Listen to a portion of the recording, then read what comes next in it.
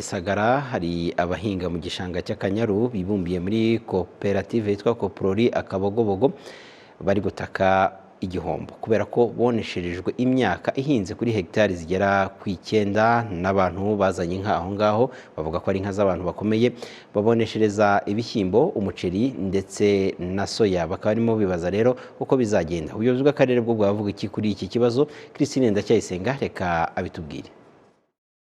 Twagira twarega nta tubishwe mutuvugana byibuze mutabaze. Mu masaha ya saa 4 za mu gitondo mu gishanga cy'Akanyaru inka zirarisha hagati y'imirima y'abaturage. Ni igishanga gihana imbibi n'igihugu cy'u Burundi. Ahakorera koperative Koprori Akabogobogo muri iki gishanga hahinzemo umuceri, ibishyimbo n'indi myaka itandukanye.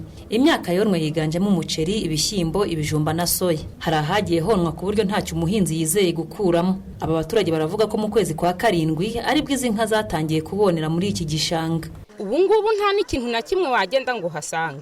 Ubu imvura igiye gukoroka twarimo tuvuga ati ubwo twasize ahantu tuzatabira ibijumba nta mugozi tuzigera tubona.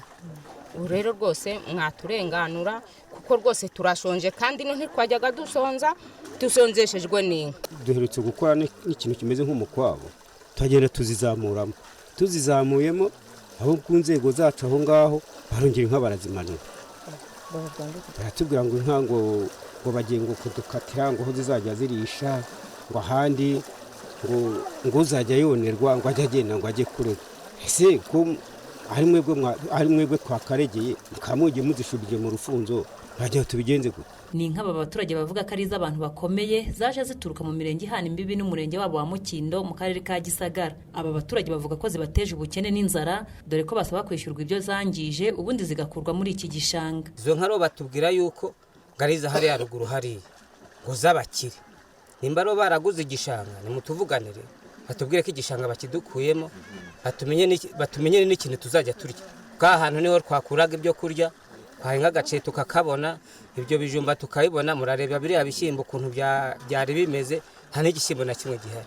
Biriya nibyo gutoragura.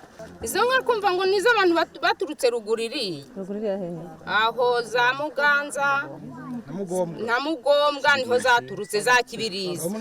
Ngira ngo murabibona ko hose zirimo mu rufunzo inka y'umuturage wenda. Umuyobozi w'akarere ka Gisagara wungirije ushinzwe iterambere ry'ubukungu Habineza Jean Paul avuga ko banyiriza inka bamaze kumenyekana ko bazizanye rwihishwa bakoneshereza abaturage.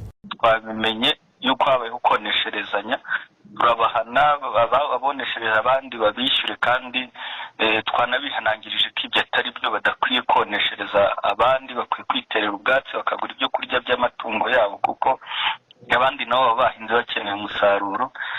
Twamaze guperereza kugira ngo tubamenye kuko ni kumwe abantu nyine bakora amakosa. Mu gihe cy'impeshyi haba hariho isonzo ryo kubura ubwatsi bw'inka baciye muri humye bazitwara ari nijoro ariko abo twamaze kumenyamo 3 turabahana rwose. Igishanga cy'Akanyaru ahakorera koperative Koprori Akabogobogo ni ku buso bungana na hegitari 500. Igice cyonwe gisaga hegitari 9. Ibyonwe abaturage barabibarira muri miliyoni zisaga 80 z'amafaranga y'u Rwanda. Christine Ndacyayisenga mu karere ka Gisagara.